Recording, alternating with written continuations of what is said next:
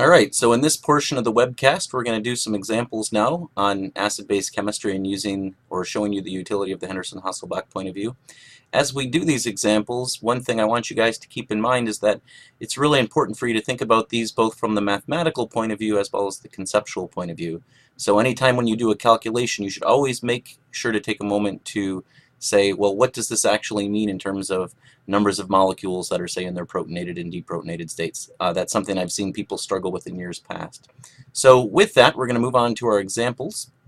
And the first example we're going to do is kind of to do a problem both by a traditional method and using the Henderson-Hasselbalch equation to show you the utility of using this nifty equation.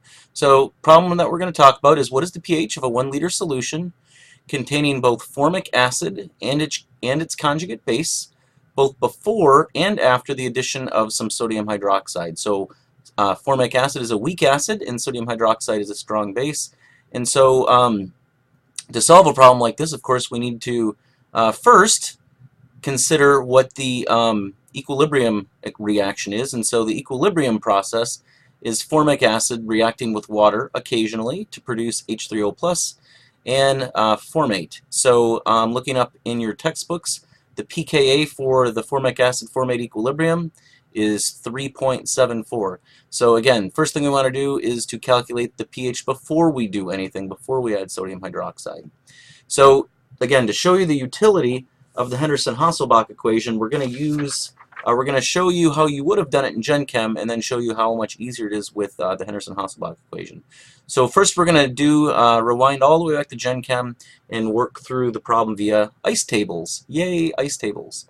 So if we're going by ice tables, you know that whenever you set up an ice table, we're going to have initial conditions, the change, and then at equilibrium. And our goal right now is to do the pH before we add any acid. So setting up an ice table here, we're going to write ICE in the corner.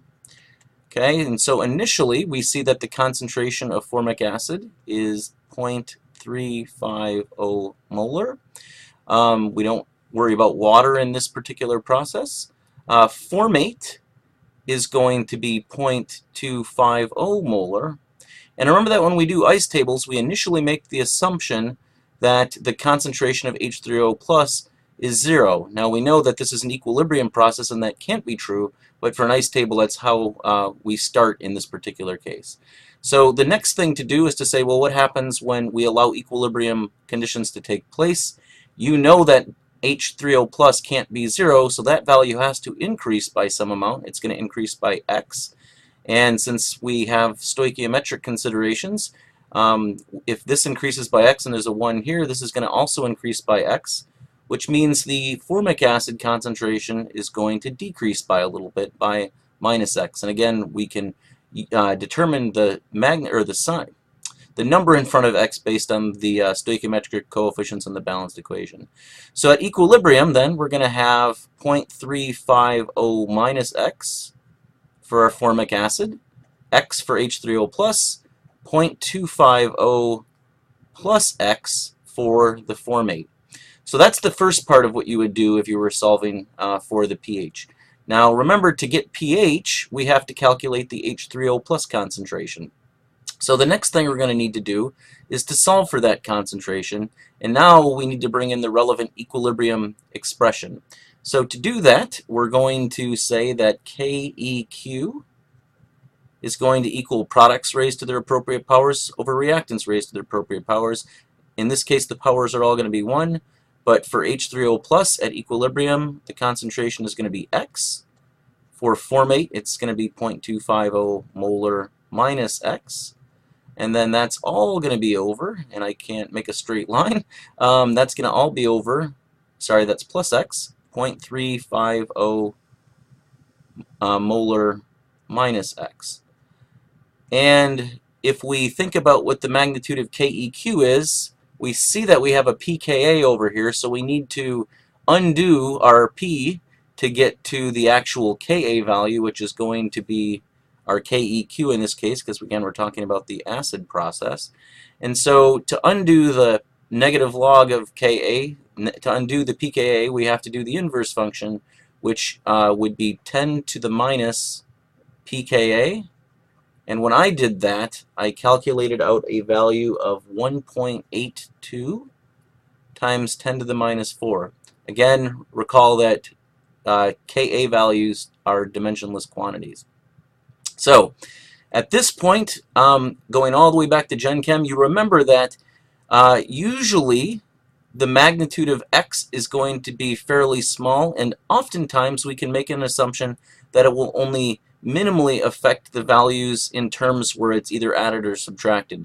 So in this case, we're going to assume that the magnitude of our x is small, and that's always something we can check at the end, but we can assume that the magnitude of x is small, so it's not going to appreciably affect 0.350, so that value is going to go to 0. Likewise, the plus x is going to go to 0, and so our equation simplifies to x times 0.25 over 0.35. And now this becomes a very routine algebra problem. So just to finish this guy off, okay, we're going to simply solve for x. I trust that you guys can handle the mathematics of that process. And so when I calculated out what x is equal to, I get a value of x. So I calculated a value of x that's equal to 2.54 times 10 to the minus 3, and that's in molar. Okay, and so that's going to be equal to the concentration then of our H3O plus. We should also make sure our assumption was not crazy unreasonable, and so if we think about the magnitude of 2.54 times 10 to the minus 3 compared to 0.35 and 0.25, that's going to cause a negligible change of our concentrations of our formate and formic acid, so we've made a reasonable assumption. The last step in this portion of the process is now to calculate the pH. So to do the pH, we simply have to do the negative log of our H3O plus concentration, and when I calculated that, I came up with a value of pH equals 3.59. And thinking about the magnitude of pH 3.59, we see that our pKa is 3.74, our pH is 3.59, and what that tells us is at this particular condition, we expect the pH to be lower. Well, the pH is lower than the pKa, which tells us that we should have more formic acid than we do formate. And if we think about the concentrations we're working with, we have more formic acid than we do formate initially, so the calculated value makes sense, and that's always something that's worth doing. Okay, so that's the before pH. To do the after pH, we're going to have to calculate out how sodium hydroxide impacts the pH of the solution. So to do that, we have to start, we're going to use a similar process, an ice table again, but we can't use the equilibrium process in this part of the step anymore, because what we're actually doing is we're considering a reaction which we assume to go to completion between our weak acid and strong base. So to start this process, we have to think about the reaction that's actually taking place. And so we have our sodium hydroxide reacting with the formic acid or the conjugate acid. So I'm just going to write out that reaction, HCO2H. It's going to react with the hydroxide ion, and that is not going to be an equilibrium process in our first approximation. So we're making the assumption that it goes completely to completion first. And when we do that, it's going to produce formate again as it did before. So HCO2 minus. And then the other product of that reaction is going to be water. And we're going to set up an ice table to solve this guy as well. So to solve an ice table here, it's actually more convenient in reactions to work in moles. So I'm going to convert everything to moles first. So for our formic acid and our formate, we have a 1 liter solution, so the numbers are really simple. We're going to retain 0.350 moles. For our formate, we're going to have 0.250 moles. But for our hydroxide, we have 50 mils of a 2 molar solution. And so if we convert this guy to moles, this will end up being 0.100 moles of sodium hydroxide.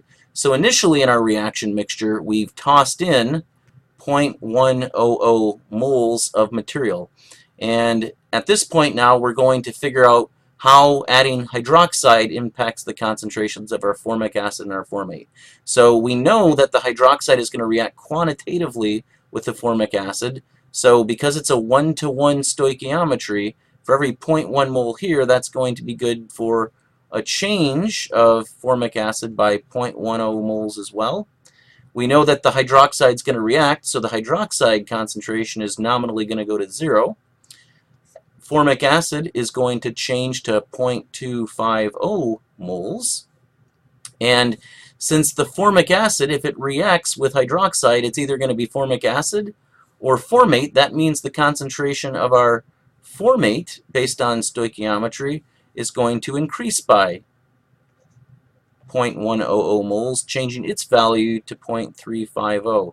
And so that would be what we see at the conclusion of the reaction. But again, when we do this first step of a process like this, we're making the assumption that we're not under equilibrium conditions. So at this point, we're not quite ready to calculate the pH, but we're going to use these values as the input for a second ice table that does come back to our equilibrium expression. And we saw that in this equilibrium expression, our initial values of the formic acid and formate are actually going to flop to the opposite of what we calculated in the first portion of our example here. And so just cutting through the chase, what you're going to find in the ice table is that we're going to get a value of formic acid that's in mole units, and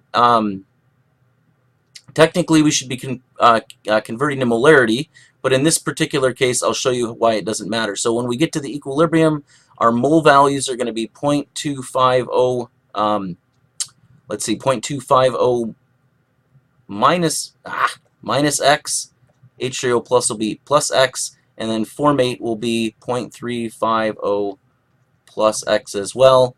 We're going to solve the same kind of equilibrium expression that we did before. So we have we have a value of 2.548 times 10 to the minus 4 equals x times 0.350 plus x over 0.250 minus x.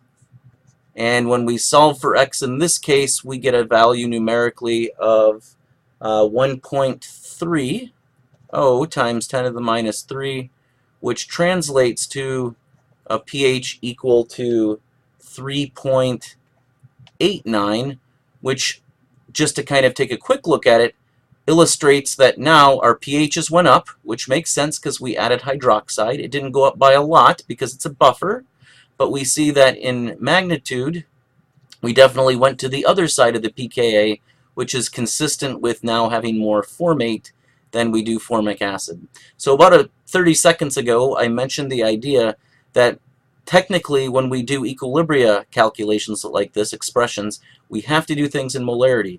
But I told you in this case we could simplify it, and the reason we could simplify it is because when we think about our final solution, when we convert this value and this value to molarity, we're going to end up dividing both guys by the same final volume, and we're saving ourselves steps mathematically because the volumes would divide out if we carried that through anyway. So in this particular case, it's okay to leave it in moles because we know that it's going to work out. So that's what we get by using an ice table. And that took about 10 minutes to get through that one example. What I want to show you now is the power of using the Henderson-Hasselbalch equation. So we're going to do the same process, except now we're going to solve it by the Henderson-Hasselbalch equation. And in biochemistry land, we like to try to definitely calculate things correctly, but we want to do them quickly.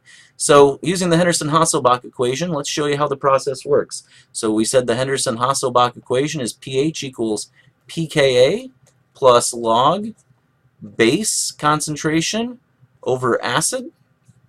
And if we think about what we're working with in this case, we know that we're solving for pH. We know that our pKa is 3.74.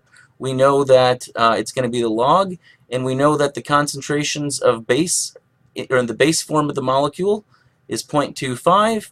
We know that the acid form of the molecule is 0.350. We plug it into our calculator, and when we calculate it out, guess what we get? 3.59. Done. That's the before. Perfect. So let's do the after. That took what? 30 seconds. Let's do the after. pH equals pKa plus log base over acid. pKa, 3.74. And now we have to think about what happens to our base and our acid when we add the sodium hydroxide. So we're going to take the log of products over reactants, and now let's think about what's happening. Again, and this is where I'm going to throw in a quick little caveat. For this portion of Henderson-Hasselbalch, we really actually are going to want to do this in moles like we did for the ice table. And again, the reason we're doing it in moles is because when we think about the stoichiometry, we don't react molarities of things, we react moles of things. So to do that, we have to switch everybody to moles. Now, again, we already calculated this in the previous example to be 0.10 molar. So let's just do that. So 0.10 moles. And so now let's think about how this affects the Henderson-Hasselbalch equation. Who does the base react with? It reacts with the acid. So 0.350 moles of acid will react with the base, which will subtract 0.10 moles of sodium hydroxide. We know that when the base reacts with the acid, it's going to produce the conjugate base of formic acid, which means the value of 0.250 is going to increase by that, which is going to convert this to 0.35, this to 0.25, and it's the same calculation, and when we do that, we get 3.89, and we're done.